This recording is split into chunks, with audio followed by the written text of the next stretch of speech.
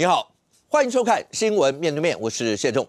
来，一开始为你介绍今天要请到的特别来宾，左边第一位台北市议员林亮君，五哥好，大家晚安。政治学教授范世平老师，大家好；时事评论黄忠老师，大家晚安；右边为你邀请到台北市议员游淑慧，五哥好，大家好；台湾市议员备少将俞北辰将军，大家好；资深媒体人康仁俊，大家好。好，那这一整个礼拜，我不知道你是怎么过的，但你可以想象，对于民主党主席柯文哲主席来讲的话，那个内心真是百转千回的折腾，好吧？那当然已经被裁定好，那就是可以交保3000万交保。那接下来检方抗告以后，那高院马上同时那下撤销以后，北院跟裁。昨天一整天，所有人的心大概就跟着在那晃。那到底最后结果是怎么样呢？我相信在过程当中，在场所有的来宾大概也都关心着这则新闻，每个人大概多多少少也猜到了。最后好，那第二法官跟裁以后，柯文哲主席那交保金从3000提高到7000，同时再加上电子脚镣，那审金最多1亿。所有的这些，包括柯文哲主席的交保金，已经是国内所有政治人物已经是最高的一项了。那这跟未来包括在不管要不要定罪、要不要判刑，或所有的审理过程会有什么样一些的影响呢？而这整个攻防的过程当中，又有哪一些是观众朋友会关心的？可是这整件，我们先来看最后北院跟裁的结果，任俊是最后跟裁，然后跟裁完。不单只是跟裁完哦，而是大家凑钱的那个过程，有没有那个众志成城的过程？是，然后包括每一个不分区立委要分配500万，所有这些，但最后还是陈佩琪解了定存，把钱拿出来啊。是。那大家看到今天这个因为陈佩琪突然就是跟警方联络，说希望警方协助他到这个第一银行的南门分行去领钱那现在是讲说他领出3000万的这个钱是有包含到解除定存啊这一些东西但本来其实今天外界是在讲说柯文哲要如何再凑出这4000万的这个保金嘛对。因为民众党的立委黄国昌是说，在今天下午5点之前一定会把阿贝救出来，救出来哦，救出来因为这个北院的再次的裁定里面事实上是说在今天下午5点之前，如果没有办法缴出这个保释金的话，那就继续羁押嘛所以一开始的时候，大家是想说要怎么样再去凑这笔钱，是不是黄国昌还要想办法去我看到这个民众党的好朋友阿管馆长就哇哽咽说他要这个怎么借他虽然公司现在也不是这么好，但他是还有一点，他愿意借1000万出来，而且重点是借1000万，对借不是要给但是因为今天急转折是因为陈佩琪那我必须讲就是说现在各位把这个钱凑出来了，然后送到这个要去交保嘛可是我看到网络上事实上就有人在讲说，那柯家是没有钱的吗？就是第一次的3000万的时候，虽然是就是大家还就不处处很悲情包含柯美兰说什么呼吁大家捐钱然后自己还讲一句说，因为我今年10万的扣打已经到了，所以要请大家来多多帮忙，这样也被人家质疑说，怎么可能用政治现金或什么党的钱去帮一个个人的司法案件，对，去帮他做这个保释金所以陈佩琪今天说其实家里是有3000万的只是要解定主要干嘛？我记得看到网络上有人质疑说，那为什么第一次的时候不是柯家自己去筹钱？就柯家不会没有钱嘛？如果你再回推的时候，柯文哲当时用4300万去买那个商办现金，对，然后大家质疑说你还去看1.2亿的房子，还不是只看一间？柯文哲当时怎么说的？我们夫妻都是高收入我们长期就是我们也不用装穷。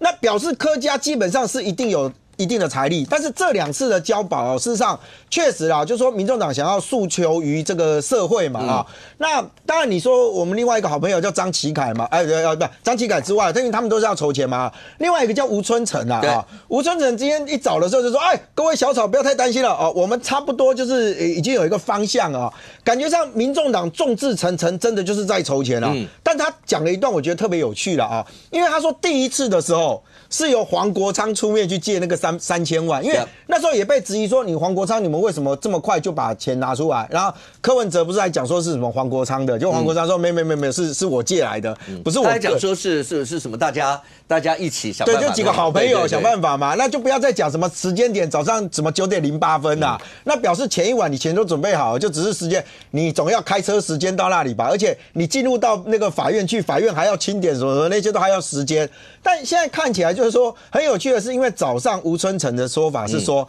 因为第一次的时候已经黄国昌出面了，所以第二次就由我们其他人来负责。那我不知道是大家怎样就阿北这种事情还要大家分摊责任说一个人500万，这样是算出来。现在说没有，因为陈佩琪已经拿出了3000万，所以民众党的那些立委凑的那些钱就作为备用。任俊，其实这个过程当中，大家都不知道一件事。从柯美兰讲说要不要捐，后来不是被大家讨论讲说这种事怎么能够用这样捐？后来民众党包括新竹党部、中央党部也讲说没有，那只是他个人因素。观众朋友，你们大家不知道一件事，任俊。法官问的这句话，为什么今天是陈佩琪去领了那么多钱出来？是我给你看这一段，法官问柯文哲，3000万交保金你怎么筹的？聚保人是谁？你的还是木的？如果钱跟你没关系，就没有那个拘束力。各位，你知道交保金为什么要交保金？交保金是好，第一个啦，当然你要串供啦，或是你要逃亡，尤其是逃亡，最有名的是朱国荣，5亿重金交保，人还是跑了。OK，那但是法官这句话的意思是什么？你知道吗？是那个钱交保金是万一你跑那个钱被扣，你会痛，所以你可能就觉得那我就不要跑，我就等着审完万一被判刑，大不了我就进去做。可是如果做那个钱我还可以拿回来 ，OK？可是万一跑了那个钱就没有。法官的意思就是说，那个钱如果跟你没有关系，是什么一个人500什么什么，假设啦，后来说大家什么500。那你要是跑了，就是那些人的500没了，那你有什么好痛的？所以为什么今天陈佩琪要去解定存，要去弄家里面要弄4000万？其实从礼拜5开始就有人开始帮他们回推嘛。家里面当然说一笔拿出4000万、5000万，那很恐怖的一个数字。可是可以到银行，他们家的财力应该是可以，因为大家都有算嘛，都有帮他们算过嘛，所以。法官的这句话就是在告诉我，相信今天听完以后，律师也会跟陈佩琪说去领，说什么都去领。如果你们家真的领不到，真的没有，我们把所有东西全部摊出来给法院看，我不得已才去借，而不是在第一时间去，那个亮君200吧，赎费300吧，好不好？这个是有差别的，这是交保金的一个目的。所以法院这句话提醒，这为什么今天陈佩琪会直接去说什么要把它提出来？因为律师一定会跟他讲，如果真的我们财力没有了。那你去借，法官不会有意见。但是如果一开始，如果大家看得出来有，你们用所谓不管每个人500去募，或馆长虽然好心啦，馆长说要不要借1000，显然跟法官的这个意思就是你们大家不要再这样咯，好不好？这个跟那个目的是不相符的。来，是，而且毕竟这是一个司法上面的一个处置啦，它跟你募款是不一样。你选举募款、政治现金，你可以取之于社会，用之于文责啊。但是交保金没有这种干法的吧？对。但我掉网络，因为你知道，因为这个事件真的是大家关注啦。是，我有看到网友就讲说，不对，你那个法官你没有搞清楚，你如果去借的话，你会多好几个债主，你有本事跑开，换债主追着你跑。但是因为老实讲你刚刚特别提到说，庭上这一次有特别讲到，就是说，那你到底对你有没有这个拘束力其实这一段时间，你就会发现到在接押庭跟羁押的这上面，哇，好多金句，你知道吗？你很难想象，就是说这些。是超乎我们想象跟逻辑之外吗？比如说这一个你刚刚所特别提到说你这个钱到底是不是借来的，是不是你自己的？对，我觉得他当然第一个是在回应高院因为高院他裁定他发回的那个理由里面几个第一个就是说你法院要讲清楚你为什么不羁押他嘛。那第二个就是说，你现在的这个你怎么证明你交保之后他就不会跑？是，那3000万够吗？对，第三个就是，那他今天交保金额跟他所谓的这个法益的侵害，你这个比例上面是不是 OK？其实我那时候看完高院理由，我就觉得高院的意思就是你把钱增加一点点嘛。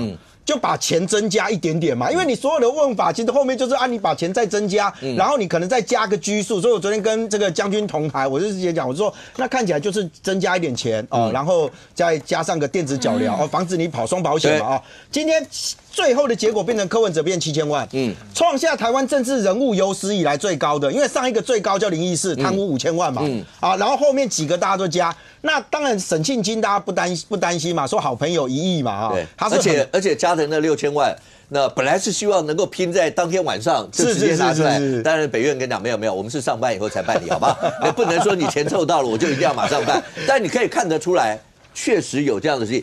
前面在开庭的时候，不管你怎么说，我真的穷啊，我已经是这个样了，你不能再压了。而且我现在经营也不知道，不管你怎么说，会发现后来只要钱往上一弄，大家还是拿得出来。是啊，而且你看今天一大早胡元龙律师对不对？几个大家拉着那个皮箱，我就想。现在大家知道一个皮箱2000万，对，因为3个嘛。好，那陈佩琪今天这个也是就过去了。那我刚才讲就是说这一次这个接押跟羁押里面有几个金句是真的蛮特别的，也被讨论非常多了哦。比如说黄国昌呢，他就爆料啊，他说在庭上的时候呢，检察官跟柯文哲的攻防里面居然有一句：“你不是智商157吗？”就我不太知道，就是为什么要这样子。其实任俊讲的是，其实我也不知道检方你为什么要在这上面跟他说你不是智商157。是啊，这件事情跟攻防真的没有关系，但是你可以讲说后面那段我同意了，他后面讲说你不是开晨会吗？晨会你有开。那好像局处首长报告你都没在听，然后你也不研究，这个你可以讲，但你去单讲一个，你不是智商157吗？是怎样？他真的157，跟这个到底直接的关系是什么？这种我觉得这种纷扰就少，是啊，尽量让它少。就他不是正常的嘛，那我智商136，所以我就没有，我就比较容易犯罪嘛。我不太懂，就是不知道那个逻辑哦。另外有一个金句是我是非常错愕的，因为这一次大家认为说这个检察官的攻防重点还是会放在徐子瑜身上嘛。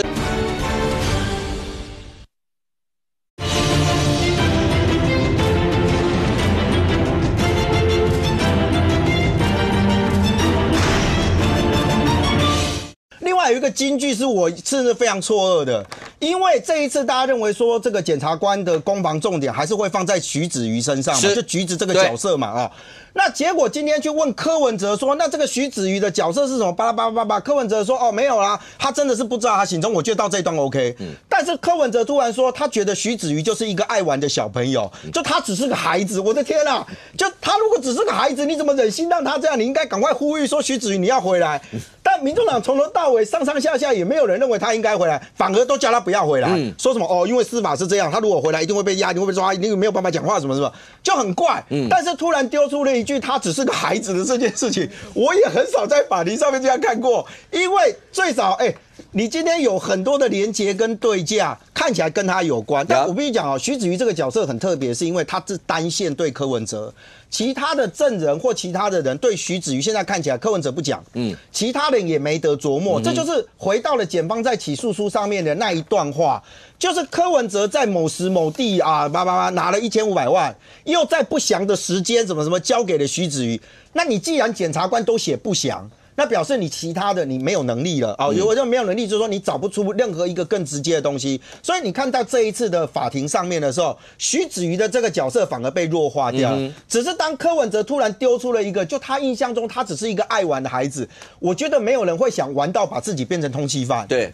这是完完全全不能理解的。然后，但是柯文哲却很顺口的就这样把它说出来。当然，他今天也有诉诸亲情啊，就说想要陪这个爸爸过年。对。但丢出了一句，是上个礼拜我在这边质疑的。我说，柯文哲当时在还没有被起诉的时候，穷尽一切办法想要解除通信禁见。那个时候叫做他要辞去民众党党主席。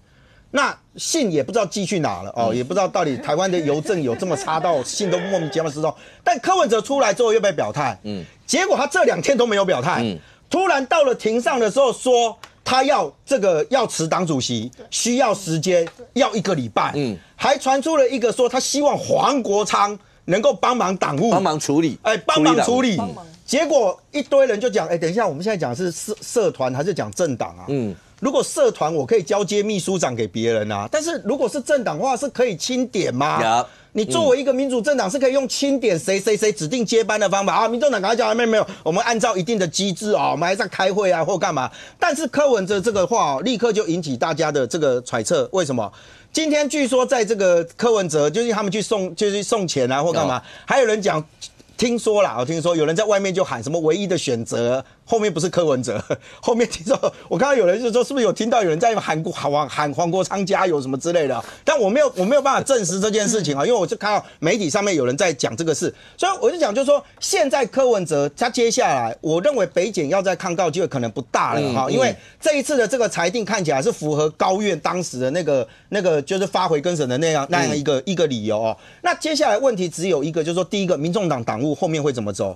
第二个是这个司法案件进入到攻防的时候，黄珊珊在他的脸书上面其实写了一段话，从现在开始，才是真正要他的意思是说，从现在开始才要开始正式的打仗了啊。我觉得这是一个学法律的人很清楚的知道，从这个阶段开始，只是有一些可能柯文哲的支持者认为说，柯文哲已经打了胜仗了，阿北已经离开了北所了。OK， 阿北离开北所，那其实是所有的真正法律战现在开始打吗？有很多人把押不押跟定不定罪这些东西，感觉上那个氛围把它连接的太密切，没有那么密切了，好不好？那过程当中也压了这么久，然后你说4个月，重点是以后到了北院以后，我很早以前就讲。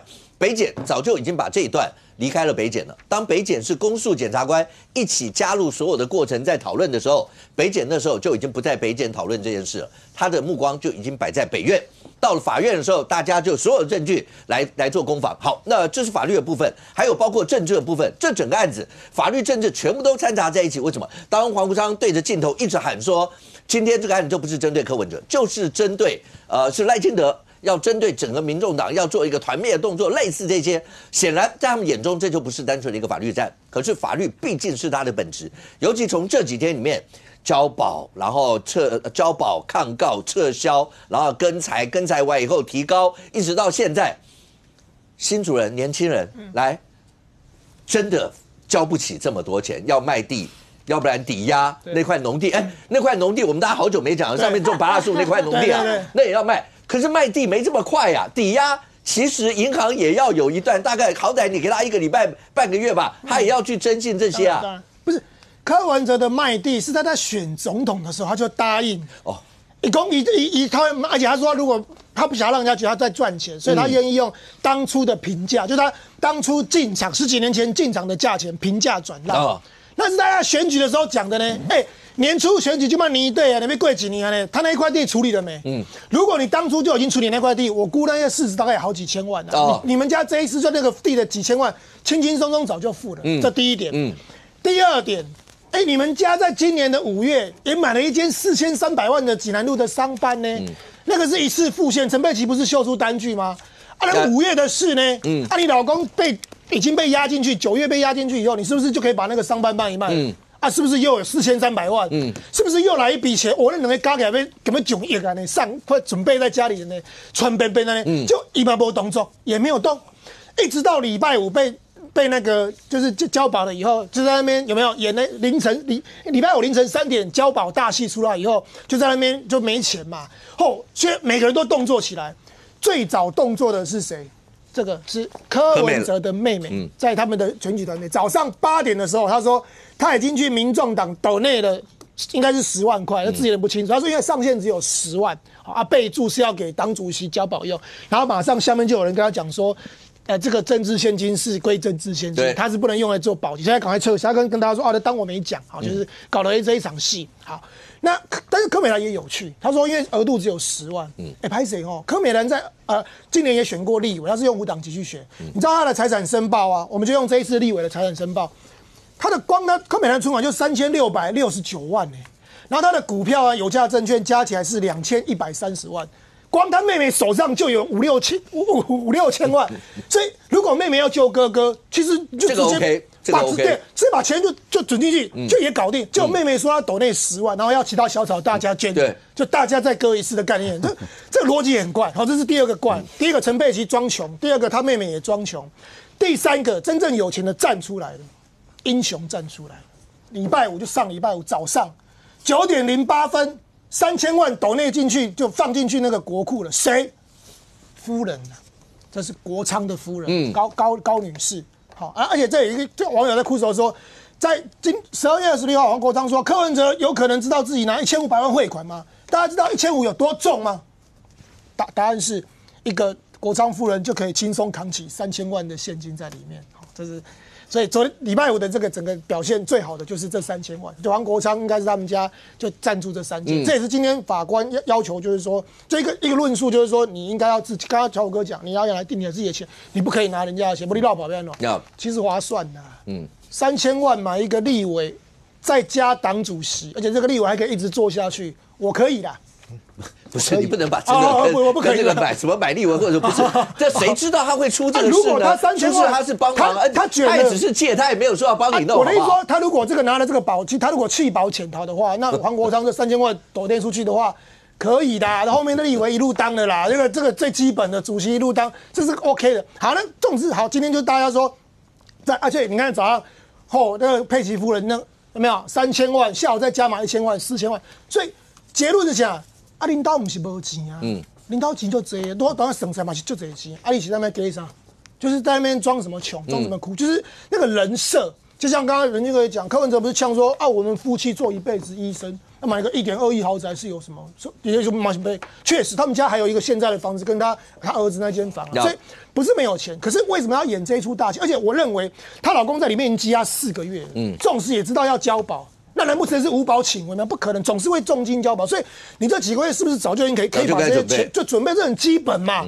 就到底他们不演这一出，到底是在装什么？是不是还是要那边表示说他们很穷？因为他们如果先把钱都准备好，人家说你看柯文哲他们家很有钱啊，所以是不是要演这一场哭穷的大戏？我觉得这是一个。然后另外一件事情值得讨论的就是昨天嘛，就是在羁押庭里面，柯文哲。他用苦肉计嘛，他想要出来，他除了讲他爸爸生病以外，另外一个就是说他要辞党主席。其实他这苦肉计在之前就用过，因为他之前不是说他要他羁押的期间，他就要请辞党主席，就那一封寄不检察官不答应，收不到的信。对，那这一次他在法官面前再一次强调，我已经没有影响力了，我要把党主席交出来。然后重点是关键字来了，交出来党主席是一回事嘛，我要请黄国昌帮忙。你知道昨天那个羁押庭里面呢，不是只有黄国昌在里面。民众党的党公职立委们啊，还有包括一些发言人，通通在里面。这一句话出来的时候，根据那个记者的描述，原本闭目养神的黄国昌听到这一句话以后，立刻站起来，走出法庭外，他也不听了，然后在外面闭目养神，然后说庭内的那些民众党立委是面色凝重，然后甚至像发言人吴怡轩是开始哽咽。这一出大戏，昨天柯文哲已经当着所有人面前说他要请黄国昌帮忙的。这让我想到一件事情，明代的时候有一个土木堡之变，教科学历史都不懂。明英宗当年就是北伐御驾亲征去北伐北方的那个瓦剌，就被瓦剌俘虏拐走了，对不对？那瓦剌想说我拐了你的皇帝啊，你的孩啊，对吧？你要过来跟我谈判，你们明朝要跟我谈判，结果明朝结果就立了英宗的弟弟叫代宗，就成了新的皇帝叫景泰帝。结果瓦剌想说，我把皇帝掳走，结果他们立了新皇帝，那这个皇帝就没用，所以瓦剌善待那个英宗以后，隔了1年，他就无条件把英宗送回北京。他讲呵，今把你空白，英宗回来了，2个皇帝，我看你怎么搞定。结果是景泰帝就把他哥哥软禁在南宫，就关了将近8年的时间，就是这样，就把他压起来。就把逮起来啊。虽然说交给黄国昌，主席都已经讲说要请他帮忙了，那看起来所有的实力，黄国昌从礼拜5那一场戏，一路从愤怒呛警察到哽咽到哭，到老婆拿3000万，大概能做的，包括今天交保出来的时候，你都看画面，下午4点那个画面，3点50的画面，走第一位的是谁？不是柯文哲，是国昌。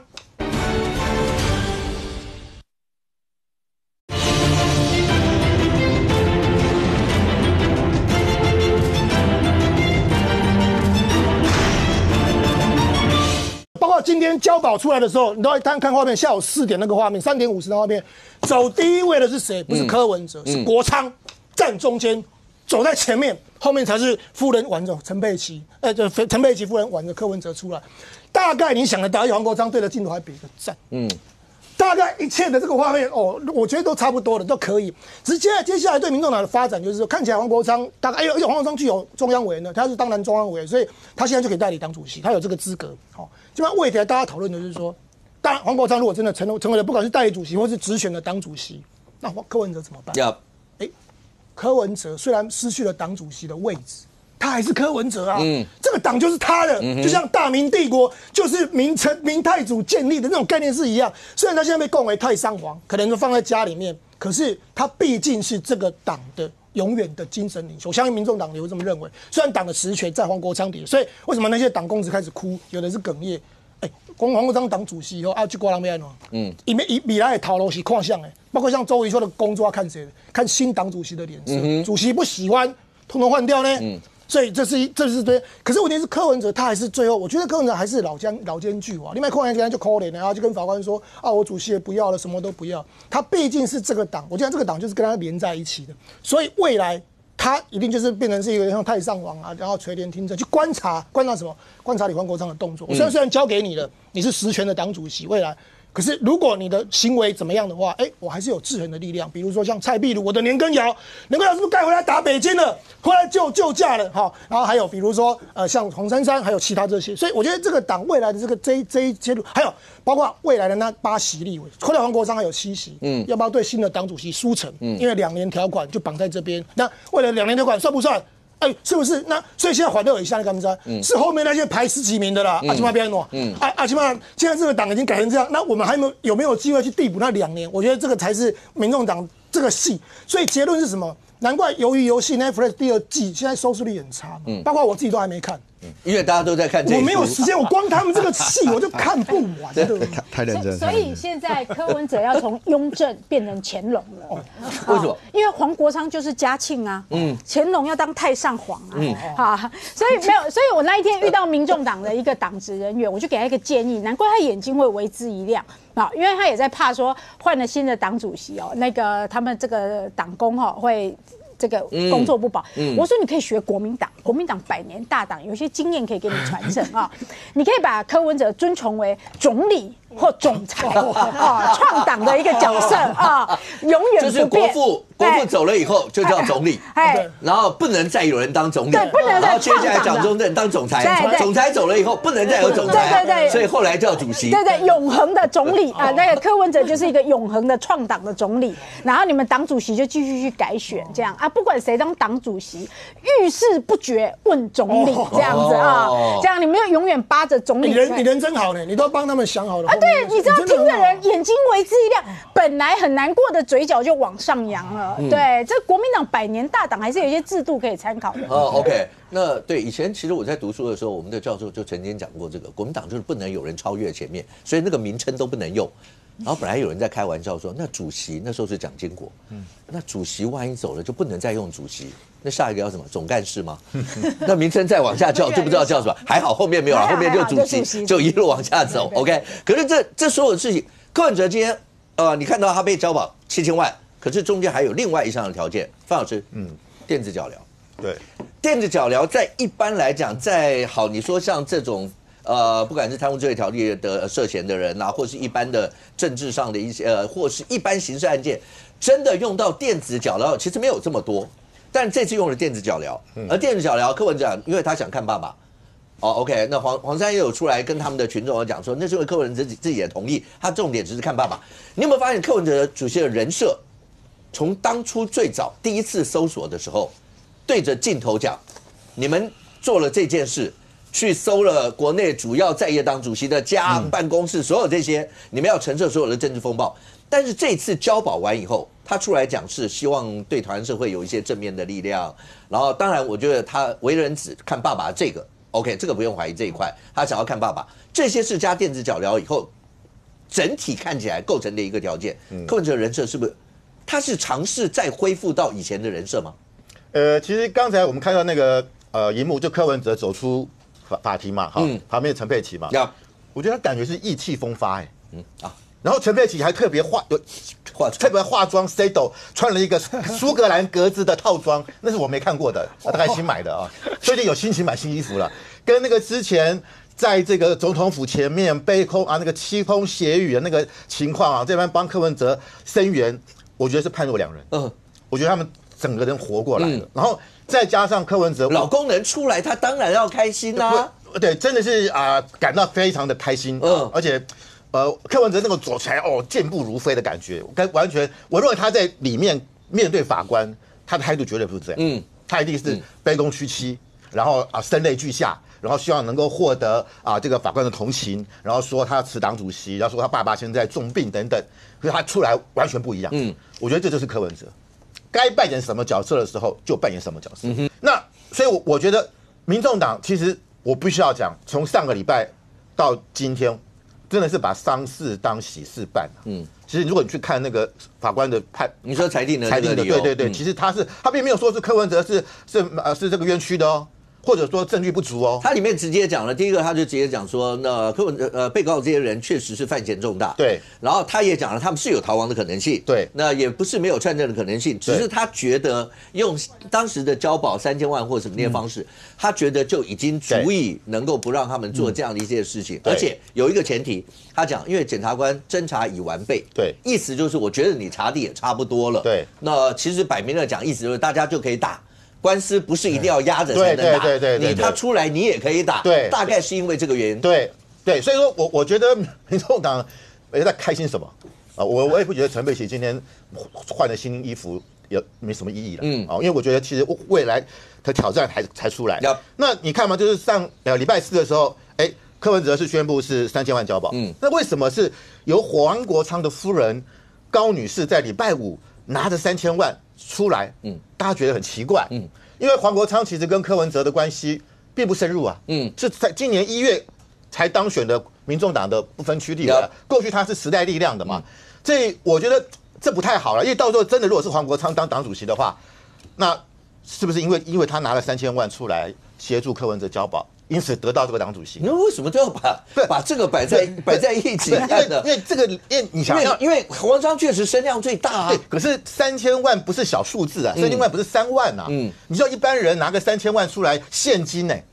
那黄国昌也不过过去是学者，当过立委，立委的收入对比照部长级，那一直要30万吧，差不多。你说要拿3000万不容易啊！我不知道他怎么的，因为他岳父家不是开建设公司，对，所以说就可能是他岳父家里开建设公司有钱嘛。朋友有难，对，尤其主席有难，不管是不是主席，就算朋友有难，搞不好黄国昌都会这样做啊。你不是，我觉得这种关系，他黄国昌就没有救徐永明啊。对啊，那不一样，对，关系不同吗？可是我刚刚讲，黄国昌过去跟柯文哲没有深交嘛。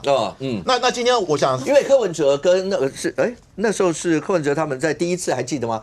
第一次在北检那个时候在声押的时候是吴宝请回，吴宝请回去接他的是黄珊珊，对，是黄珊珊接。然后那天还是陈佩琪跟柯文哲是到黄珊那边去休息，对不对？到世子那，对，那时候是这样。对，所以你如果说是黄珊珊拿着3000万，我还可以理解，但是我必须要讲哦，我觉得柯文哲绕跑的可能性其实是蛮大的。为什么？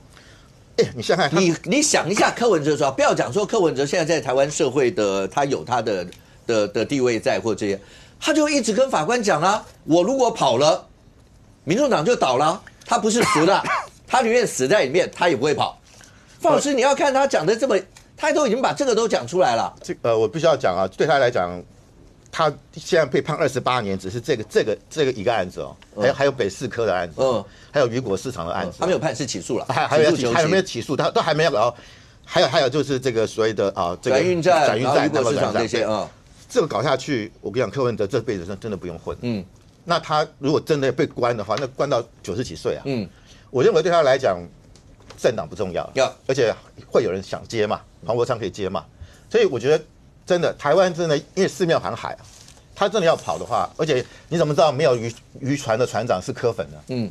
有啊，搞不好有啊，愿意提供协助啊，对不对？这汤啊，出去到外海，搞不好对岸就有船来接啦。柯文哲如果不因为这样到对岸去，中国觉得他有利用价值啊。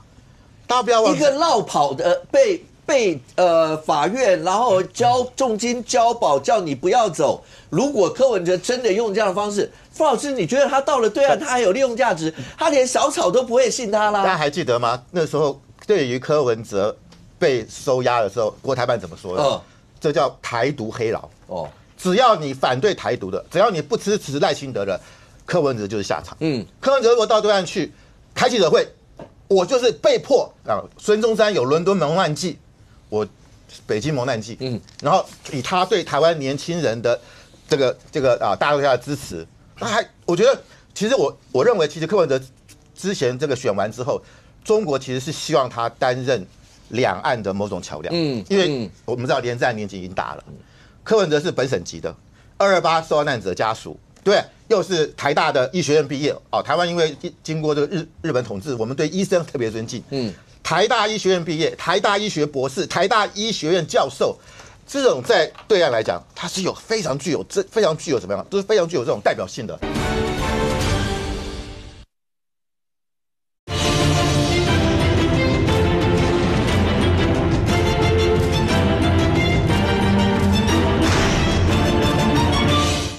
台大医学院毕业，台大医学博士，台大医学院教授，这种在对岸来讲，它是有非常具有怎么样，都是非常具有这种代表性的。你去看现在在中国，他们全国人大代表团有台湾代表团哦，台湾代表团都不是出生台湾的，除了一个林毅夫，其他都是台湾的2代。OK， 今天如果柯文哲去了，哇，他就说我在那边，第一个我是被民进党政治迫害，我不得不逃，然后未来中国利用他，给你一个全国政协副主席，可不可以？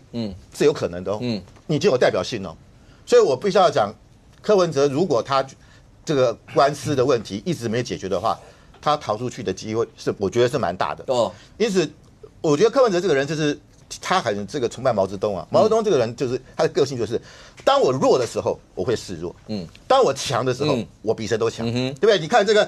当初1934年，他被这个蒋介石他这个被迫5次围剿，长征跑到延安去，死了那么多人，他在那边养兵啊，在那边休养生息。等到后来1937年的这个所谓的这个西安事变，把蒋介石抓起来，后来国共第2次合作，他整个人活起来了，1分抗日，2分义父，7分壮大。等到1945年，对不对？这个日本投降了，他当时从延安。他这辈子唯一一次坐飞机，他这辈子不敢坐飞机，他只敢坐火车。第一次冒着生命危险坐飞机从延安到重庆见了蒋介石，高喊万岁。等到后来，经过这个国共内战3次战役啊，平津战役、辽沈战役啊，这个好解放军渡了长江之后，蒋介石列为头号战犯。大家还记得那时候李宗仁要跟毛泽东谈判，毛泽东讲第一个条件，蒋介石列战犯，翻脸不认人。当我权力大的时候。我就完全是视若无睹，所以我觉得今天柯文哲在法庭里面，他可以跟法官卑躬屈膝，可以老泪纵横，他出来的时候志得意满。我觉得他的那种弹性是非常非常大的。OK， 因此我觉得柯文哲他不会甘心这辈子就在监狱或在法院里面度过他的残生。那因此，我认为他逃出去的可能性其实是相当大。好，那范老师当然有他的一些想法，他觉得柯文哲会不会真的会有这样的一些想法？北检在柯文哲刚交保7000万重金交保以后，加上电子脚镣，北检在1个小时多以后再度提了2度抗告，再提了1次抗告。OK， 那接下来就看高院会怎么样去做裁定，是再一次撤销北院的这一次的交保，还是会驳回？检方这次的2度抗告，看高院接下来，我相信高院很快就会做相关的一些动作。但淑慧，我问一下，郝龙斌前市长他针对这件事情，他讲了一个，他说图利这一部分，他说他觉得绝对会成，因为这整个案子，我们知道这整个案子，包括那时候金华城的时候，他那时候一直守着392，他就一直守着那个，他连560都不肯给。但是后来一路过来看到现在这个样子，然后包括白银这个角度，白银这个时候讲说，也当然也感谢法官，让台湾社会有这样的一个机会。我不知道这整个来看起来的话，你们现在看整体的，包括第一个柯文哲，第二个整个白银，在未来你觉得会是怎么样？我先讲说为什么郝市长觉得图利是会成立的，包括我在内调查小组的成员哈。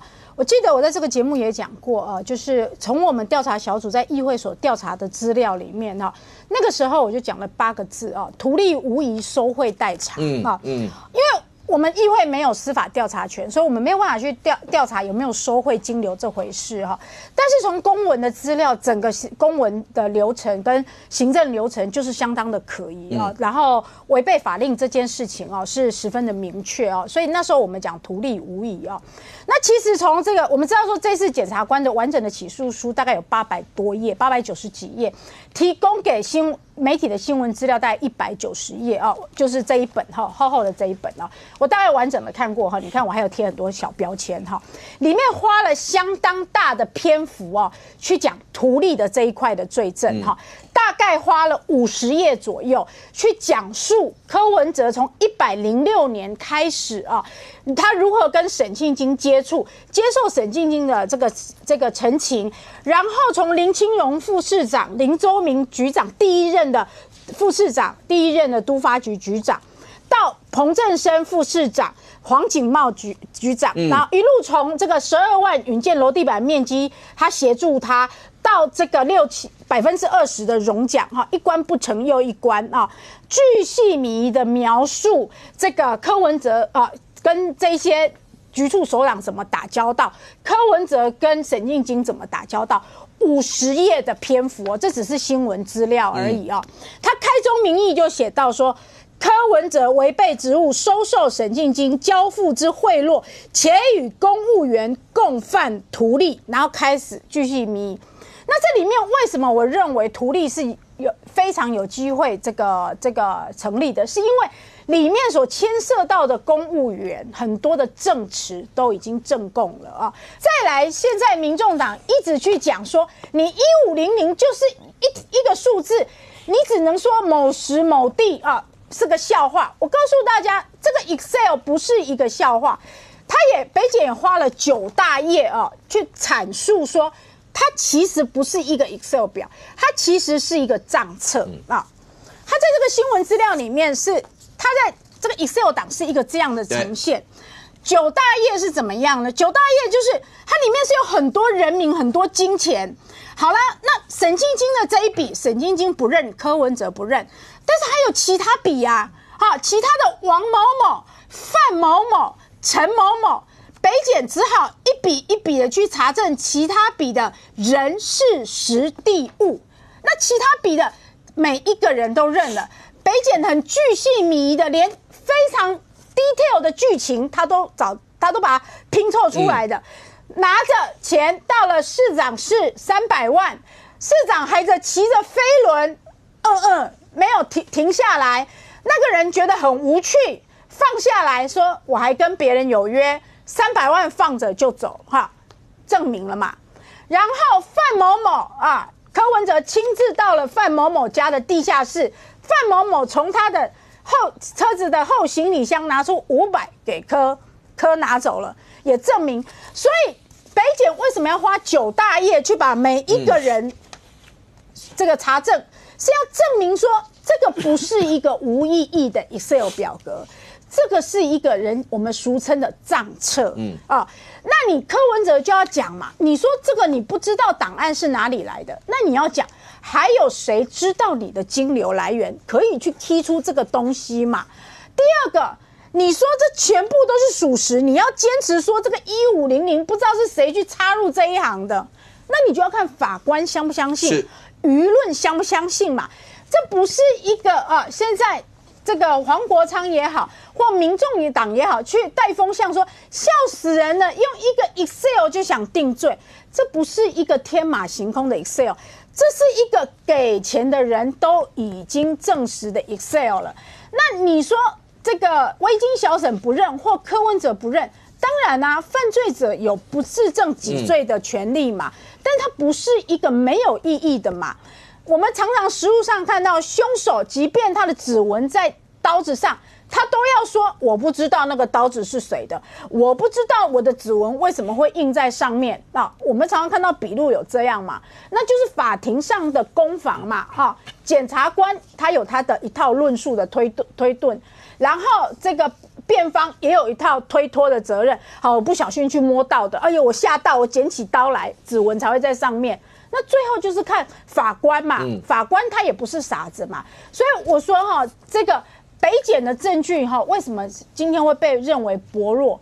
唯一最重要的一个就是爆雷下地狱嘛，谁叫你前面要爆这么多雷给这个某特定周刊，搞得大家的期待值都很高，结果今天就被说，哎呀，你的起诉书都跟周刊一样，你没有新的东西了嘛？大家就认为说你这份起诉书写得很烂嘛。OK， 现在看起来的话，来梁军，整个案件一直到现在，北检再度2度提抗告 ，OK， 那高院怎么才不知道？但是从第一次的抗告，然后把保释金啦，然后加电子表全部都往上加，可是过程当中的一些论证，尤其黄国昌或者民党，黄国昌直指，我让你看一段黄国昌委员讲的好不好？从头到尾感觉上就是你们的阴谋。你们就是见不得民众党好，你们就是要让人家团灭。我让你听一下黄国昌委员是怎么说的。来，之前我就曾经质疑过，台北地检署在办这个案子，对于台湾民众党是抄家灭族式的在办。这个案子一开始从来就不是针对柯文哲个人，这个案子从头到尾、彻头彻尾，就是赖清德要消灭台湾民众党的阴谋。我们绝对不会屈服，我们也绝对不会让这一种严重破坏台湾民主宪政的事情得逞。谢谢。今天对台湾民众党来讲，只有一件重要的事情：救出主席。我再说明一次，今天对台湾民众党而言，只有一件事情是重要的：救出主席。两位有没有听到？第一个，救出主席 ，OK， 然后就是赖清德总统从头到尾就是你们要抄家灭族式的，就是要消灭民众党。你们为什么不消灭国民党？我先讲一下那个救出主席这5个字哦。你救出主席，其实你只要把保释金凑齐，然后送到北院去，那主席就会出来了哈。所以救出主席，没讲要大声啦哈，集传后主席就会出来了。好了，讲的一副要这个进攻北院，然后才能把主席结出来的样子啊，没有啦，反正钱凑足了，主席就出来了，然后。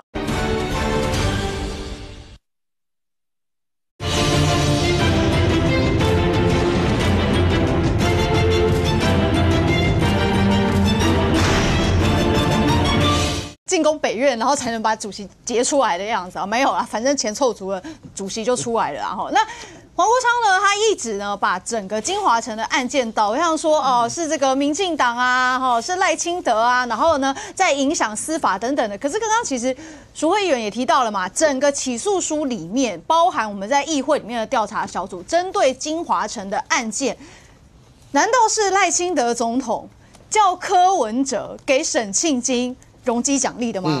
难道是赖清德总统叫沈庆金给柯文哲说，你这个前金后谢处理一下？难道是这样吗？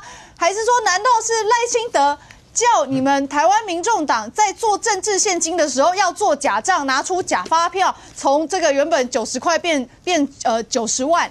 难道是这样吗？你现在讲说这一整套都是赖清德，都是我们民进党想要去消灭台湾民众党，没样搞吧，没样无聊啦。那所以黄国昌，当然，我觉得黄国昌现在所有从柯文哲进去羁押之后到现在在做的事情是什么？他一定要成为台湾民众党里面最爱柯文哲，然后最挺柯文哲的人。为什么？因为他接下来。不管柯文哲，他虽然柯文哲现在羁押被放出来，但是柯文哲接下来要面对长期的这个司法调查，然后他未来可能就要入狱了。那民众党黄国昌当然会希望说，民众党可以由他接下嘛，所以他在现在此时此刻，他一定要全心全意200%、300%的挺主席，然后让这些所谓的柯粉也知道说，这个黄国昌就是未来我们可以寄托的对象，而且呢，他一定会在司法上面，你看他说要救出主席然后他实际上也拿出行动，叫他太太拿了这个3000万到了北检，所以你看我们黄国昌绝对是对柯文哲最效忠，绝对不会有2心，所以如果是黄国昌来接民众党的话，阿北应该会很放心，小草也会很放心。其实他从头到尾，从柯文哲进去到出来，他都在营造这个氛围。然后呢，当然他的目标，他也希望说，这是政治上的，希望塑造一个对立吗？塑造一个对立啊！而且他就把这整件事情都赖到我们民进党身上。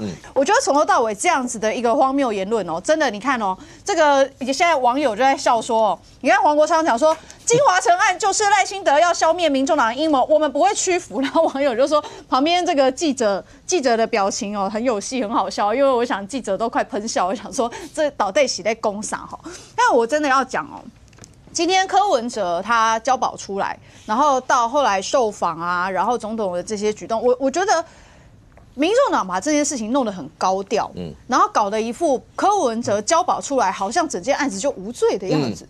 我觉得这个是很荒谬的事情，而且呢，这么多的民众党党员跟立委，然后簇拥着主席出来，然后跟大家喊话，然后笑眯眯的这样，我觉得是很没有羞耻心，也对整个社会来说是一个很不好的示范啦那最后我刚刚讲到说这个黄国昌黄国昌跟柯文哲在想什么？柯文哲他当然是现在试图去这个逃脱司法的泥淖嘛。但是柯文哲也一定在思考说，接下来民众党怎么办？虽然他昨天在庭上有讲说要请黄国昌帮忙，但是呢，我觉得当然这也是会忠诚度测试啊，就说啊我要请你帮忙，啊你马卖弄鬼话旁听，然后就把我忘记了，所以没有柯文哲马上不是当庭就脸色沉重的往后走，对他往后走，意思大概也是说不要，你现在不要谈这些事情。对，所以我的意思是说，黄国昌在这个部分他也要做足啊。我所有的柯文哲他都在做忠诚度测试，所以黄国昌他现在才要不断的去喊说他最挺主席，最挺这个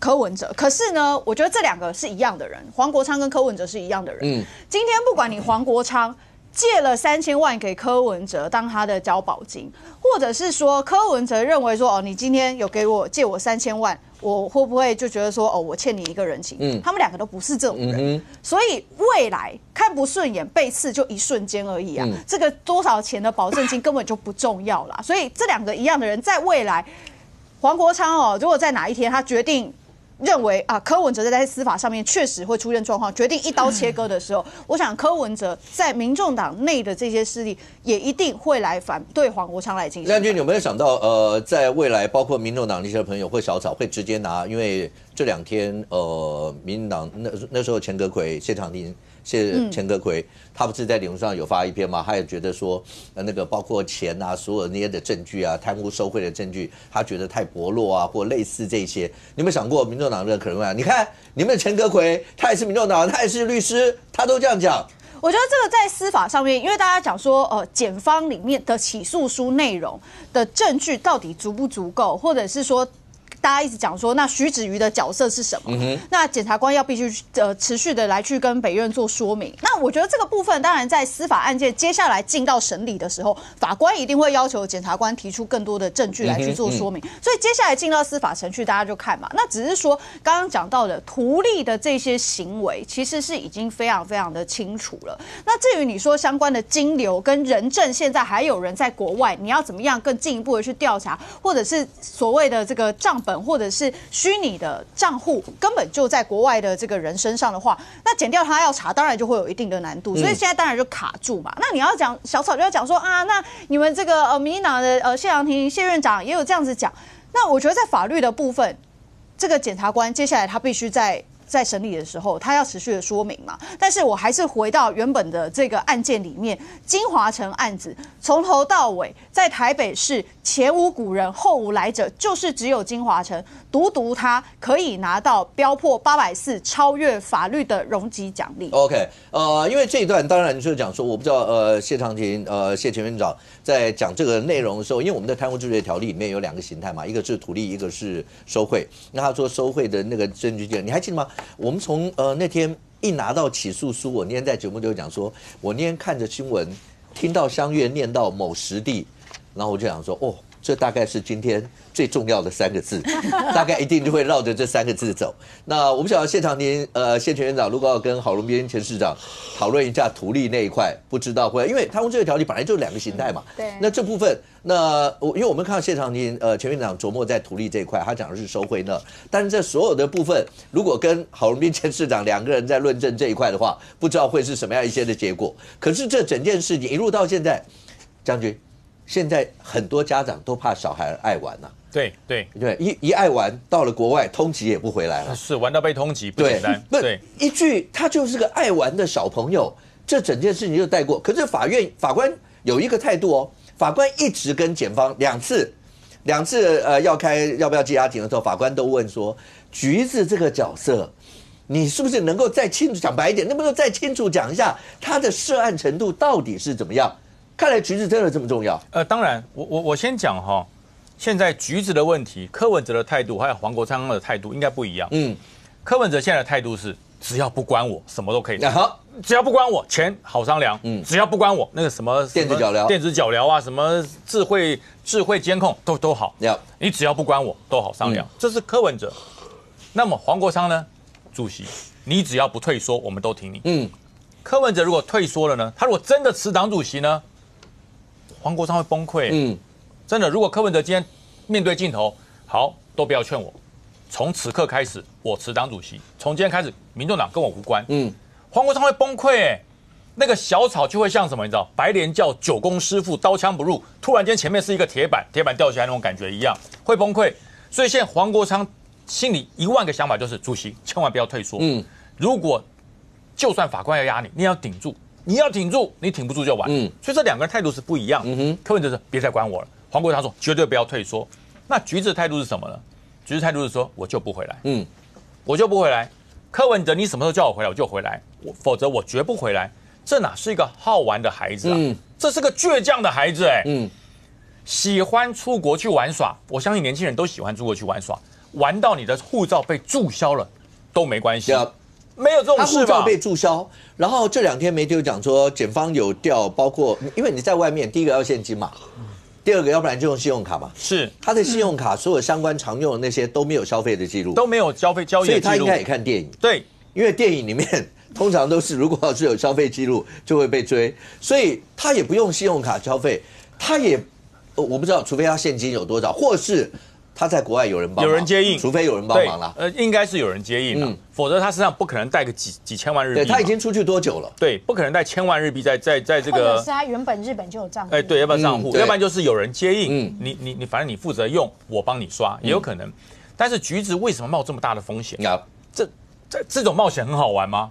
贪玩可以玩到跟检方玩通气，你抓不到我，你就抓不到我，真好玩，好好玩，没有这种玩法吧？到日本去应该是玩迪士尼乐园，要不然就是去环球影城，不会去跟台湾的这个检调在玩。你抓我，你抓不到我，我好爽，又躲过一天，又一天，没有这种玩法吧？那另外大家知道吗？检调问柯文哲的时候，柯文哲说：“徐子瑜是你叫他出境，你叫他跑的吗？”他没有。他2个月前自己跑掉，去国外念语言学校。这去国外念语言学校，连橘子的爸爸都不知道。橘子的爸爸都不知道橘子到日本去干什么，甚至他不知道橘子往日本跑。可是柯文哲却知道他去念语言学校。所以柯文哲比橘子的爸爸对橘子还了解。然后你说这个人不重要，不重要。李文忠也讲喽，橘子给我钱是老板交代。这李文忠讲的哦，对不对？一个这么贪玩的孩子。你有这个勇气把这么多的政治现金或者别人交给你的钱就直接交给他，你不怕把它玩掉吗？将军，你看你刚才讲，李文忠有讲说，那都是老板交代，老板交代，橘子交代，就是橘子交给钱，然后都是老板说，然后橘子交钱给我。讯息里面这一定是查扣到的，包括在手机里面的。对，讯息里面是说柯告诉他说没有募到的钱，叫橘子先挪一些进去，我叫橘子交给你了，算协会的。李文忠在羁押庭就是说橘子拿钱给他。我是听从老板柯文哲的指示，但 even 你说到这个样子，某种程度，法官还讲说，那你还是要告诉我他涉案程度到底在哪？其实这一段啦，如果以法院来讲的话，他已经进入实质审理的部分了，他已经到后段了。对 ，OK。可是法院的意思就是你要压，那你还是再多给我一些吧。对，有没有再直接一点的？对，但是如果我是检察官，我干嘛把这个时候拿出来？我这时候把所有的最重要的证据全部摊出来了，那对方的律师会被攻防。所以检察官为了要压柯文哲，要把手上所有压箱宝全部摊出来了。这只是羁押庭这不是1审或是2审或最高审那检察官也讲了，我如果全部摊出来，那橘子知道怎么办？如果我让你知道我手上有多少东西，那橘子做反应怎么办？或是你们这个辩方的律师做反应怎么办？所以我当然要留一点底嘛。现在输不叫输，好不好？现在柯文哲被不被压，跟最后审判没有绝对的关系。当然，重点是你最后那个压垮骆驼那根稻草那个证据放上去，它垮了。所以橘子有没有关系？我想检方最清楚。是。那可是检方现在做什么呢？检方现在就做一件事，那你自己把橘子讲出来。那柯文哲不说，所以黄国昌就抓到捡到枪了。你看，居然叫柯文哲自己去供橘子。当然希望你讲一讲嘛，如果讲的不对，我手上有证据；如果讲对了，我知道你这个证据有多么有用。所以柯文哲不讲检方手上的证据永远有用，因为那是最后的一个机会。那大家可以看一看哈，我为什么说柯文哲如果要辞党主席，出来的第一天就辞了？他不是跨过，你觉得他不会辞？他不会辞，他怎么可能？他都已经在庭上跟法官都已经直接撂下说他要辞党主席啦，或什么什么这些了。虽然法院是用可能会不会有实质影响力，会对他造成什么什么影响？那你到底要不要辞？他讲说他1个礼拜。对，他如果不辞，将军，这3个法官就是要审这个案子的法官。是啊。你要最后要怎么判，要怎么都是在这。所以你有没有发现，像民众党的朋友骂检方，骂，但从头到尾没有骂法官。是啊，这几个7000万的羁押要不要辞，要不要攻防？是在法官跟柯文哲的对口，对，不是检方，对，但是他出来骂检方，是没有骂法官，我当然骂检方，法官会判啊，是法官判啊，对啊，他们也知道这些事啊。我当然说，我说柯文哲为什么不会辞党主席？柯文哲在当时第一次被抓到检联要去问的时候，他讲了一句话：你们确定要收押主要在野党的党主席吗？所以表示他很在意这件事，他也觉得这件事是他很重要的政治实力。那如果柯文哲就把他给辞掉了，那他还有什么力量？外面还会有这么多千万小草，黄国昌还会理他吗？这8席立委还会一个人凑500万要去救他吗？你不是党主席，我管你干什么？对不对？那如果柯文哲因为不辞党主席被压进去了，各位，这政治破坏讲得多大声啊！你看，你就是要利用法律的力量来迫我辞党主席，所以不会输啊！你就算你用这个我不辞党主席的理由压了我反而力量更大，不是，重点是法官不压你啊，没关系，你给他成效你拿我当什么耍吗？没关系。那当然，我相信法官不会心胸气度狭小到因为这个样，然后我就在刑上什么，我相信不会。但这些一定是综合考量的吧？最起码我会怀疑。所以你讲的话都不是真的，你会骗人，对，你会骗人。对，如果你今天在庭上连这件事情都骗我，那你其他中间所说的，好，譬如你说 Excel 里面，怎么可能会出现一个1500？谁写的？法官会不会觉得说你连这件事都骗我？那件事你一定会骗我。橘子，法官不是问了一句话吗？那橘子为什么不回来？对，这是所有的人大家最直接的反应。对，我要告诉观众朋友，这就是法律情感跟社会情感的落差。那句话是所有人的质疑，没事为什么不回来？还连一句话都没讲，一个声音这么几个月来，橘子一个声音都没有，没说，那叫社会情感。对，但法官还是会问说，那你还是再给我一些他到底涉案的直接证据，还是这样？但是我不太认为柯文哲会冒着去糊弄法官的方式，那以后对他来讲不会有利啊。因为柯文哲不是一般人柯文哲不是一般人。柯文哲可以骗任何人，因为他的智商比任何人都高。他虽然说上面是法官，你在审判我，可是他对你的眼神是，你没有我聪明你没有我聪明。我骗你又如何？我骗你又如何？光是一个橘子的事情，他骗得多厉害？他讲什么？他说护照，法官问他护照被撤销了，为什么这个爱玩的小朋友还不回来？他讲什么？不知道。他一年去日本10几次。你确认他有在你市长任内1年有去10几次他是他的随行秘书这些事情台北市议员一去调就调出来了，因为你橘子有没有请假调得到嘛？你1年去日本10几次，一次少说5天吧，50天，你1年有50天不在台北市议会，你认为这个调不出来吗？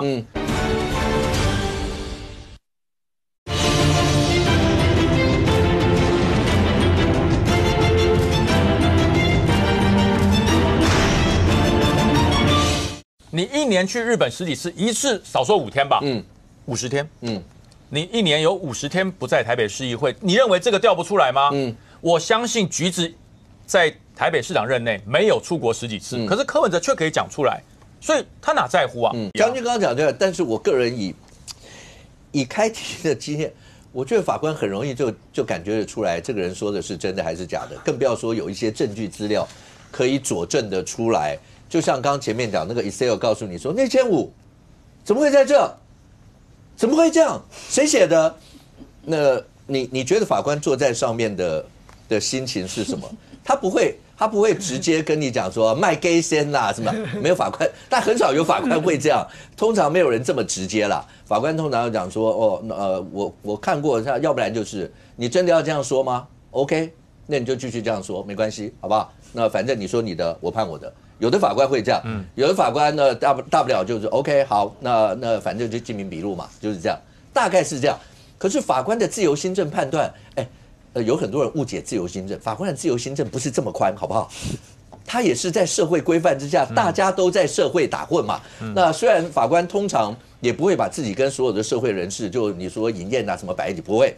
可是这些一般社会常态还是在这里头，尤其很多证据出来，我觉得你如果都看得到的话，任俊是碎纸条的啦，然后就很多这一类的东西，显然柯文哲，如果你真的看，柯文哲很早以前就已经准备好，是要打未来的攻防战，不只是法律攻防战，包括舆论攻防战，对，包括你说政治舆论攻防战，要不然国宾很早就被摆在那个里头啦，就在这里面啦，是不是？对啊，他很早就算到，这就舆论攻防战啦。所以我说柯文哲他的那个硬碟小本本哦，是不是帮检察官可以架构出整个起诉书的架构？但我必须讲，就是说这些东西有没有完全细到可以让检察官当做他的当庭的武器？就像小沈1500的这件事情，为什么成为攻防？是因为其他的人他都问了，也都问到了，唯独这一点检察官没有办法去实质证明说他跟他有直接的关系。所以你看起诉书里面写的非常多，我看到民众党的朋友一直在批评，就是说你写了这么多页，什么888，什么细到他怎样他怎样。其实你真的回来看，检察官要论证的是，在这些东西里面的档案资料。我都验证出来，这些所谓的数字是跟金钱有关。那在同一个档案里面的这个数字，你要告诉我说它不是金钱。它虽然没有直接的证据，但是用这个民众党最批评的叫做推论。检察官的想象，在法庭上能不能说服法官？我在检察官的起诉书里面，他为什么这么多页，然后细细的每一个哇，这么几只几怎样，甚至还要细到说，问陈佩琪说这是在你们家找到，这是谁在用？这是柯文哲在用。为什么把这些细节都要描述出来？因为要论证的是这个东西是柯文哲家找出来的，而且他的妻子陈佩琪说那是柯文哲在用的档案。你如果再对照回来，柯文哲说，这个硬碟应该是在我家找出来的，那里面的档案可能是网络档案下载下来的，也不知道到底是谁。那请问法官这时候他要回来看，你的老婆陈佩琪说这个是你的硬碟，里面东西是你在用。跟你现在出来讲说没有啊，不知道啊，网络档案来来去去啊，什么什么下载一大堆，你觉得那法官这时候要不要有所评断？所以我觉得在这一次里面，他其实暴露出来是柯文哲在很多的东西里面，他好像你说他法盲吗？我也不觉得啊。No， 你找一个木可公司的人，还要先问他说你能不能经得起特侦组的盘问，我也不太懂啊。我们现在还有特侦组吗？应该没有吧？没有啊，没有。那你柯文哲为什么突然会跑出一个，就是说，我要问看你找谁，先问你能不能经得起盘问？是不是他代表他早就知道今天木可公司这件事情是未来会出事？因为他超出我们的想象之外嘛。我今天找一个会计，我会问他，你会计懂不懂啊？你会不会算账啊？计算机会不会用？你不会问他说，如果有一天你被严刑拷打的时候，对啊，你经得起酷刑吗？这边3个议员在这边，你们找助理会先问他说，你们会经得起警察找你们吗？会不会法官找你们？你们经得起被严刑拷打？你的嘴够紧吗？不是，你谁会去这样问？可是他就干了这个事啊，他真实就干了这个事情啊。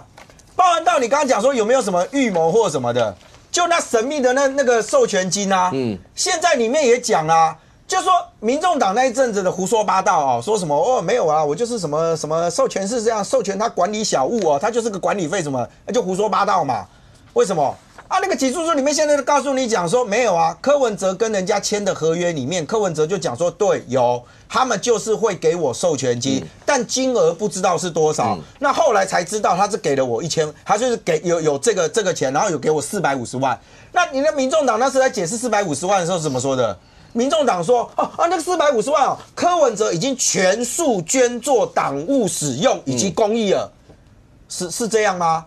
也不是啊，他就买股票去啦，240万买股票啦。陈佩琪那时候交代5大金流也没有讲出那244万去买股票，就是大家都在讲。可是我就讲，就是说现在看起来柯文哲从一开始包含到一些整个的计划，虽然民众党一直否认，那我不怪他们啦，因为你们根本没有被柯文哲视之为计划里面的核心嘛但是几个看起来柯文哲是有步骤的，而且这个步骤看起来他有一个宏远的一个规划。是要做出一个集团式的这样一个企业化的经营啊，所以他到处弄了很多公司，都做了很多，甚至连细到就是说，柯文哲说我都不管钱，我什么都不知道，然后我这个也不清楚，那个也不清楚，都是下面人在弄。结果跑出了一段说，他就问李文忠说，我们那个小屋卖的怎么样啊？不然我们那2台车子弄个箱子，就跟人家捐香油钱一样，就你连卖东西都不用卖的，直接就一个箱子在那，就谁会想到把政治现金当成香油钱？所以你就可以看到柯文哲有很多东西，事实上我觉得他都了然于胸。现在的问题只有一个，是因为柯文哲什么都不承认，他都说他忘记了。OK， 那法官回来对照检察官在这里面所做的这一些，就说我调查了市政，然后这些东西看起来柯文哲不是什么都不知道，你有很多东西可能不只是知之甚详，你甚至事必躬亲的状态之下，那你回到法院里面去，柯文哲的这一个什么都不知道的这个状态，他还能够持续多久 ？OK， 现在看起来，范老师，今天从这一次2度，包括你说在跟采啦所有这些的过程当中，第一个，这2天大家发现柯文哲还有另外一只手机。还记得前一阵子那个叫罗廷伟的，不是国民党那个立委罗廷伟，是那个手机的名字，就讲说柯文哲过程当中蓝白合破局的时候，有没有就是突然还有本来还说是不是透过罗廷伟要点，大家讲这不通啊，怎么会这样？现在发现原来他真的有一只手机，只是那手机打出去的秀出来的名字叫罗廷伟，然后那个手机是橘子帮他申请的。然后大家还记得在过程中，我们那时候有在讨论，柯文哲其实账房里面有一个人是从北市府退下来的梁秀菊。对，梁秀菊。我们那时候不讲说，人家管钱管得很紧，连什么到离山到哪里去，连那个交通费核销，他都要问你说，那为什么你们要这样做？为什么你要坐计程车不坐大众交通工具之类的？他就是用公家。就他是一个钱打24个结的那些。那所以那时候大家讲说，如果还是他守着账房这一块。可能柯文哲今天不会有这些事，但是没有办法，结果后来不是传出来说，因为那个守得太紧了，干脆另外弄个不管是什么木可啦还是什么那些玩意儿，就从那个地方吧，从这样一些角度，就是因为这样。但梁秀菊某种程度讲的一些证词，对柯文哲是不是也会不利？像政治现金，大家就讲有没有现金啊？最起码谢国良的长辈那200万，然后后面还有一些那个现金那种应该入，人家说给民众党，你就应该入民众党，不是吗？罗廷伟刚才也觉得蛮莫名其妙的，他怎么？你说的是国民党立委？国民党立委台中，但他今天有讲，他说因为我不是一个这个 nobody， 我是个 somebody，我在立法院表现很好啊，因为现在有人要罢免他嘛，而且第一阶段似乎已经快要达标了，所以罗廷伟现在是腹背受敌，一方面被柯文哲利用了，一方面他面临的是他的选区的罢免。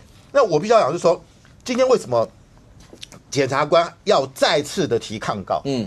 我据我了解啊，就是说这次这个中组检察官都是非常优秀的，而且他们的确最近从这个上个礼拜到现在为止是不眠不休，这2个礼拜周末假日也是都在加班。那他们为什么要再提？他们不需要自取其辱吗？他们一定觉得说，你是说7000万够了，加电子脚镣够了，对，为什么还要提2度抗告？对，就觉得 OK 啊，反正我提抗告有交代嘛，有交代啦，为什么还要再提？就是我刚才讲的。我认为柯文哲是很有逃的可能，我说没有必要嘛。难道就是刺激一下啊，让看一下柯文哲到底有多有钱吗？如果再提抗告，检察官的话再拿5000万啊，特别只有去提5000万，这不会太无聊嘛？没有必要这样做啊。我认为他们的确一定有情资，还是这个角度。第一个那范老师一直觉得柯文哲是不会跑，或是刚讲罗廷伟的手机这件事，对，不是国民党那个立委，就是柯文哲另外一只手机，橘子申请那只，化名叫罗廷伟那只。检方某种程度会不会也觉得，从这个角度来看，柯文哲你是有串证的可能性？就你用不同的手机干嘛？就每一个人手上，然后游淑慧，另外一个叫做游美女，叫做游什么什么，大家没事用一堆的手机来去干嘛？手机不就打出去就让别人一看就知道是我？怎么会出现手机打给自己的律师，律师还手机传给律师，律师还要说，请问阁下是？对，阁下人怎么会出现这种事啦？但你用不同手机就会让大家觉得怪嘛。可是我觉得串证的可能性其实并不大，因为以现在这种，我认为可能检调还在通信监察当然有可能，而且我认为，所以他才要用别的手机啊。问题是，我觉得那个你用别的手机 OK，但你的发射的讯号还是找得到啊。如果是从柯文哲家发出来的。那检察官就有理由，你就串证而且这个如果真的被抓到串证一件事情，你可能就收押了。那我认为律师也不会那么笨啊，律师没有必要拿自己的执照来赌嘛。所以我是真的觉得，只要我还是觉得柯文哲他会逃，说我不可能逃啦，不可能绕跑啦，我宁可什么在里面呢，也不要当俗辣哦，俗辣蒙走，生命爱国。我跟你讲，你这辈子柯文哲这种人，当他在里面在法庭里面掉眼泪，他可以做俗辣啊，他可以讲到他父亲的病，他也可以当俗辣啊。可他走出来就不一样了。所以我认为啦，今天黄国昌为什么在讲赖清德，你是消灭民众党，你赖清德你用司法迫害。我们要救出主席，我不认为这个黄国昌讲他是个法律人，这件讲这种话，如果是馆长，我就完全可以理解。他是法律人，他为什么讲这种话？他是台大法律系毕业的，美国康奈尔大学法学博士，美国常春藤最好的盟校，我们台湾最高的学术殿堂中央研究院法律研究所研究员，大学的法律系教授，他会讲出这种话，我觉得唯一一个可能，他不是法盲。他就是要帮柯文哲，如果绕跑出去，找一个理由，他被政治迫害，他是被赖清德政治迫害，不得不走。我只是讲这个，因为你说什么现在还要去他要去当党主席，我觉得已经板上钉钉了，就是他了啦。他不需要为这个，就是黄国昌，就是黄国昌了，没什么好说的。那在这个情况之下，你说还要为了要小草回来，我觉得那都不是他在意的事情。其实我觉得检察官会这么坚持，一定要再提抗告，肯定有一个非常紧急。迫切的理由，范老师是这样主张。亮君，你觉得检方为什么一定要提2度抗告这些？我觉得检方现在，我认为啦哈，大家就一直在质疑说检方感觉在起诉书里面有一些事情没有交代清楚。我认为或许检方还有一些证据。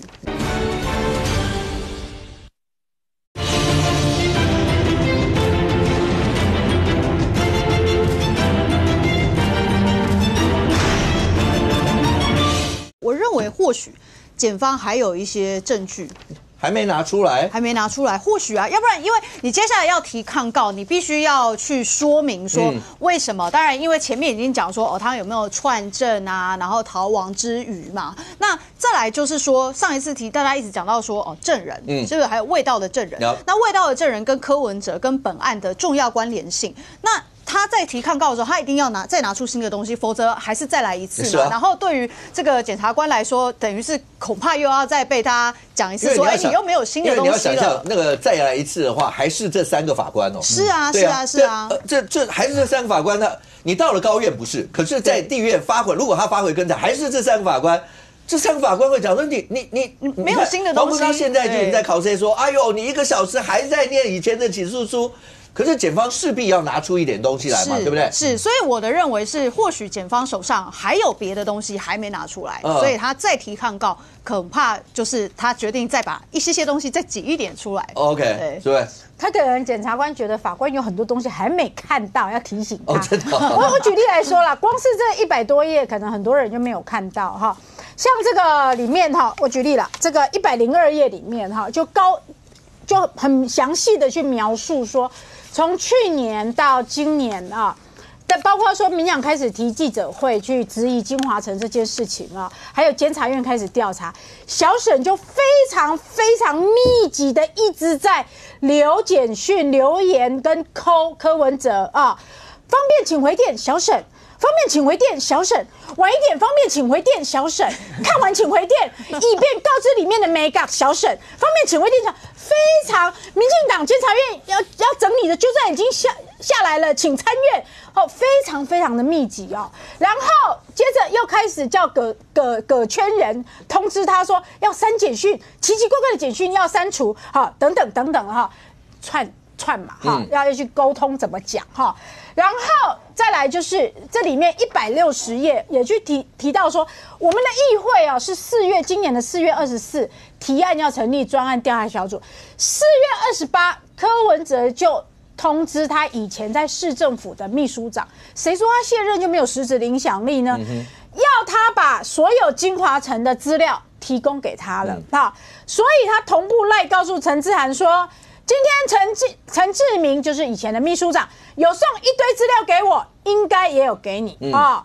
然后金华城增加容积率什么什么什么，完全没有经过市场室，我们要这样说，所以就是彭正生要负责啊，就是去讲好。然后还说陈志明教我怎么说，然后接着还有跟陈佑成串，陈佑成是我们专案调查小组里面啊，串说陈佑成就把专案调查小组的资料同步传到这个赖群组，而且陈佑成要在这个专案调查组里面问什么问题啊，也都先串。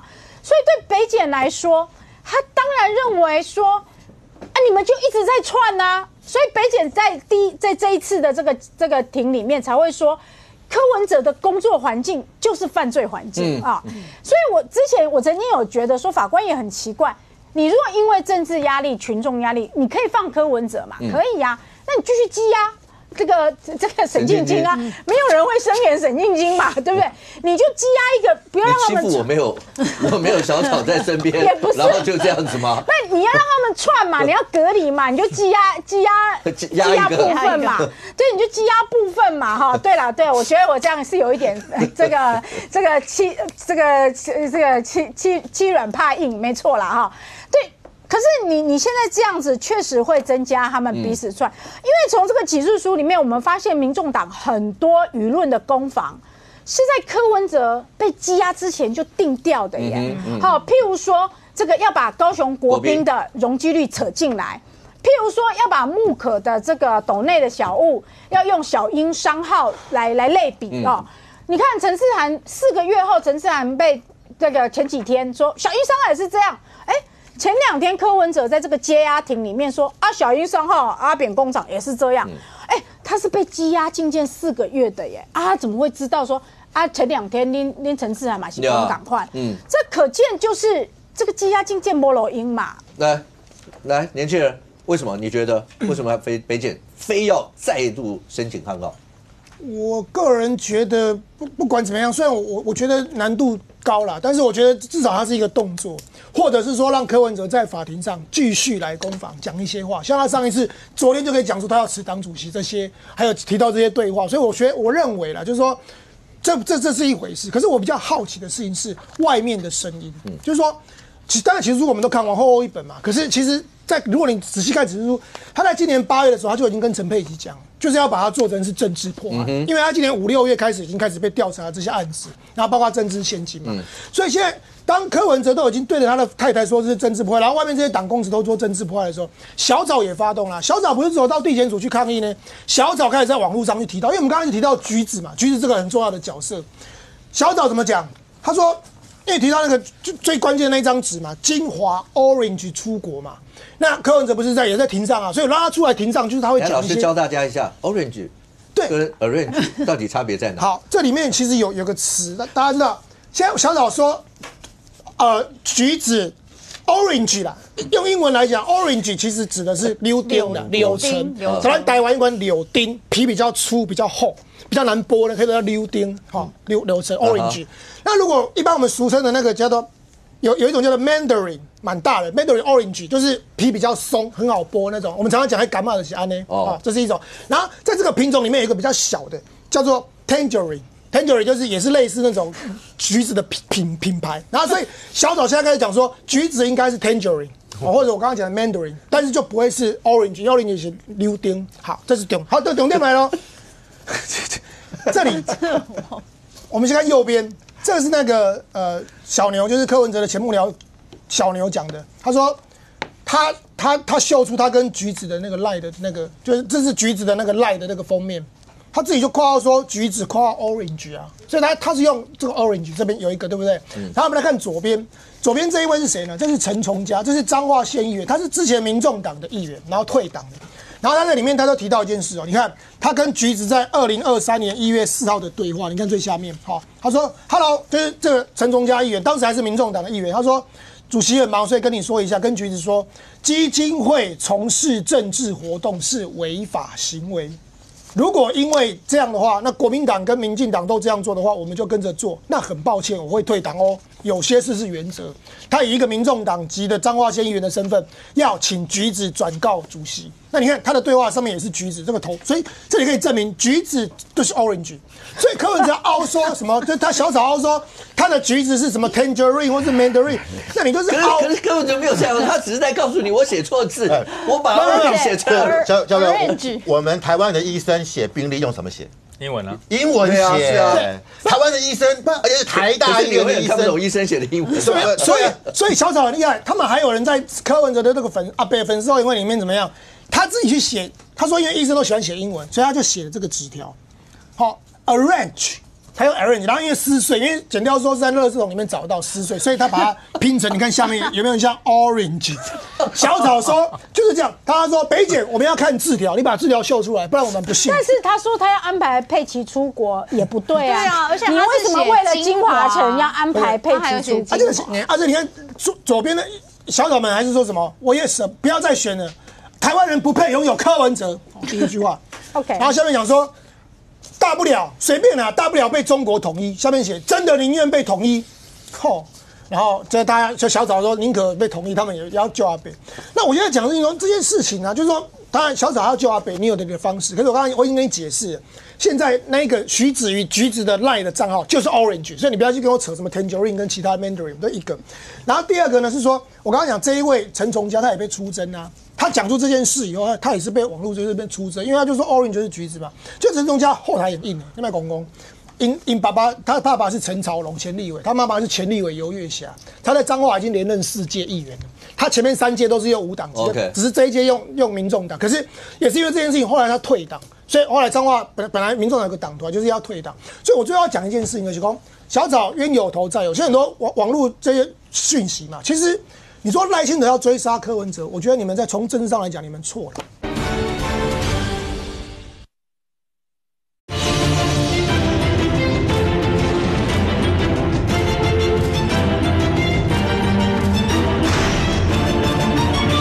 小草冤有头债有，现在很多网络这些讯息嘛，其实你说赖清德要追杀柯文哲，我觉得你们在从政治上来讲，你们错了。真正希望灭掉柯文哲的其实是国民党。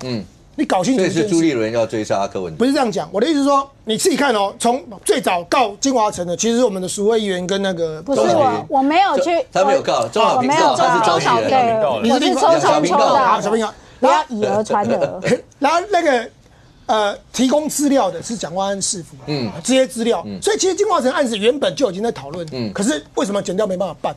证据不足，那现在后来有这些证据，我现在讲的是说从选举的角度啦，你看民进党如果打柯文哲打那么凶，假设按照小草的说法是赖清德要追杀柯文哲的话，那柯文哲他369万票，那恨的是恨谁？那是恨民进党那对国民党，那对民进党有什么好处？那票是靠国民党起来的，所以对未来的2028的选举来讲，最不希望就是最怕柯文哲出来的，不会是民进党，民进党这一次有柯文哲、沙卡都赖清德选上啊。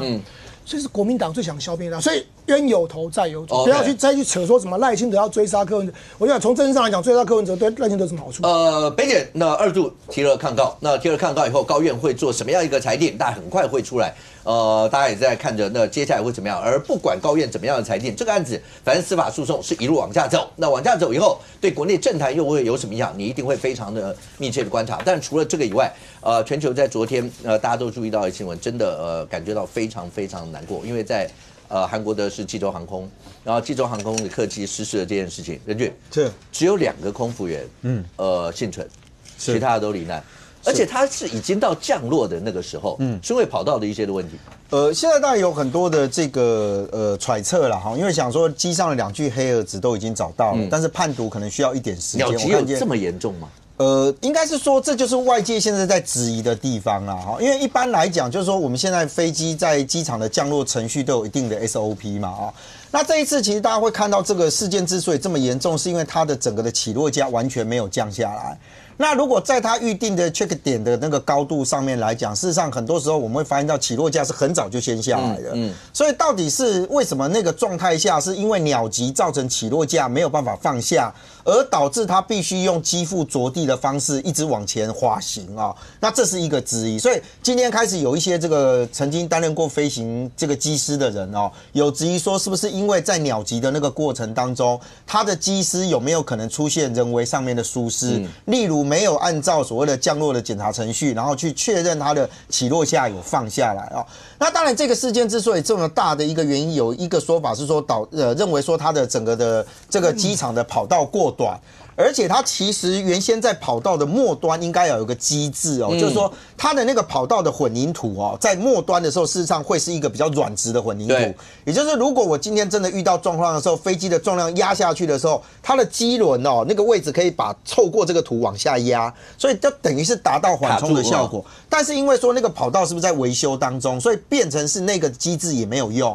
而跑道的尽头端又是一个所谓的围墙，所以你看到那个画面很惊悚的是，其实飞机用机腹着地完之后一直往前冲，那失控的状态之下，直接就往这个围栏撞。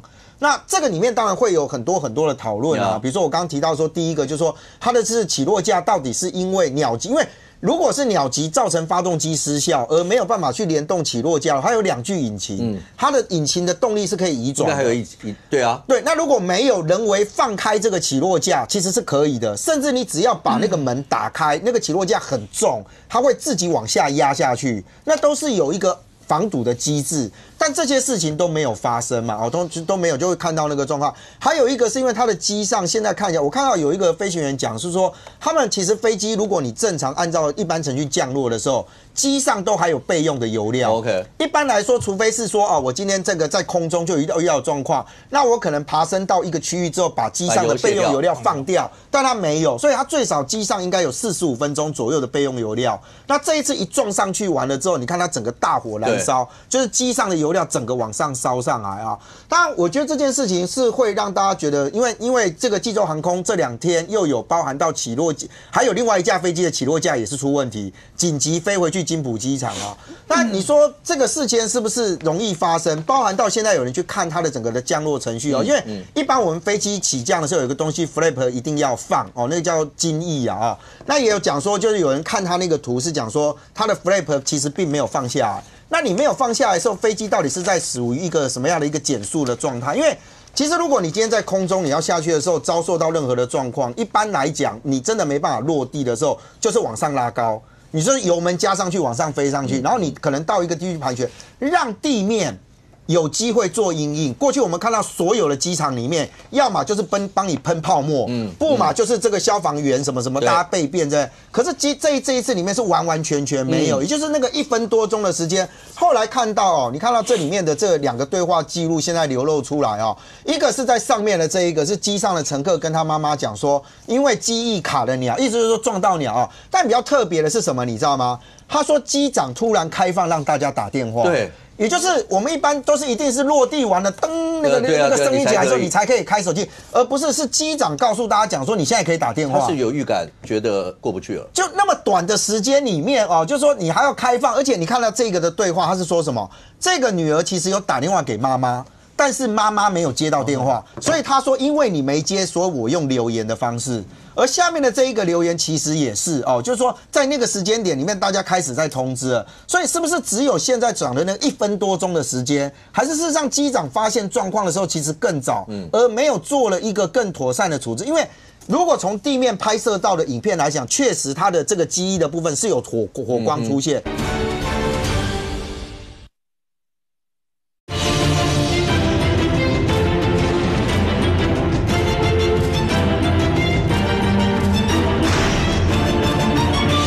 而下面的这一个留言其实也是就是说在那个时间点里面，大家开始在通知了，所以是不是只有现在讲的那1分多钟的时间，还是事实上机长发现状况的时候其实更早，而没有做了一个更妥善的处置？因为如果从地面拍摄到的影片来讲，确实它的这个机翼的部分是有火光出现，但有没有可能因为这样导致整个的飞机没有办法在一个安全的时间里面做任何的因应？这就是接下来其实南韩他们现在其实应该要很快的把这个事情给调查清楚。OK， 来将军最后1分钟情况，当然大家会关心。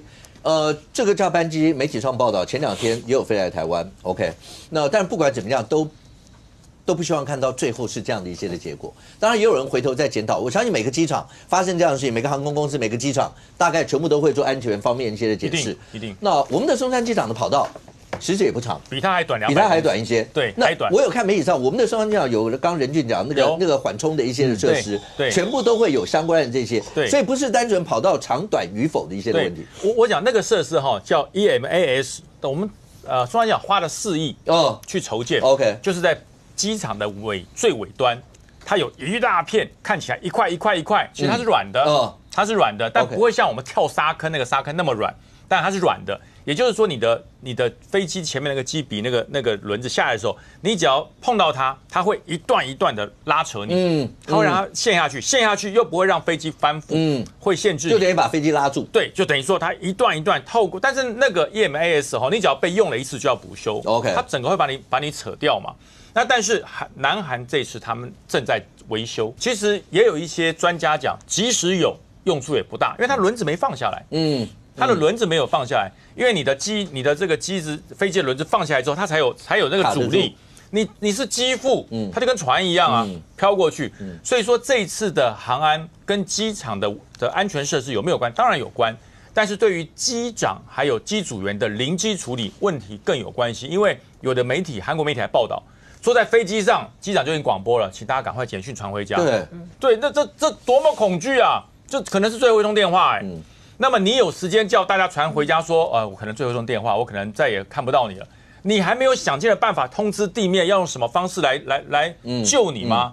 我相信这种紧急的方式，地面机场一定有方式来救你，可是他却有时间叫大家打电话回去报，这叫做报最后一通叫离别宣言，你却没有时间跟地面的塔台来联系，要怎么样救你？因为这很多啊，弄泡沫啊，撒沙子啊，这太多了。这每一个机场都有它的 SOP， 所以我说这一次的意外事件，大家听得很心痛。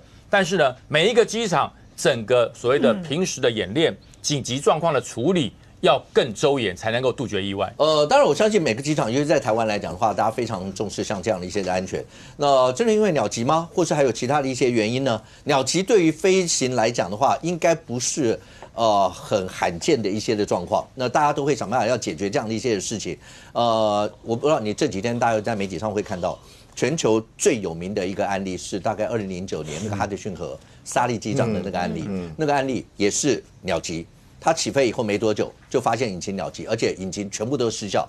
失效以后，你看那个是一个标准作业，后来所有的调查结果说那是有史以来最成功的一个救援案例，所有的乘客150几个人没有一个人丧生，而且大部分都是毫发无伤。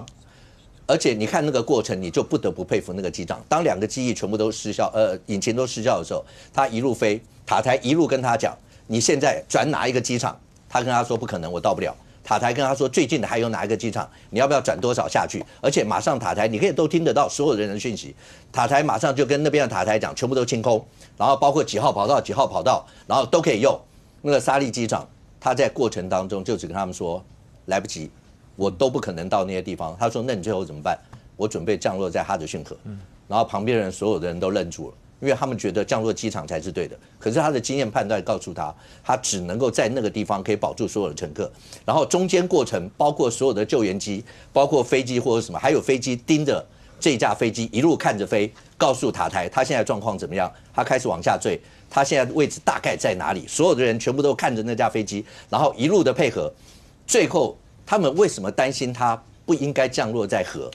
因为后来他们的研究报告是说，那个飞机降落在河上面，它必须要把飞机完完全全平衡的滑下去。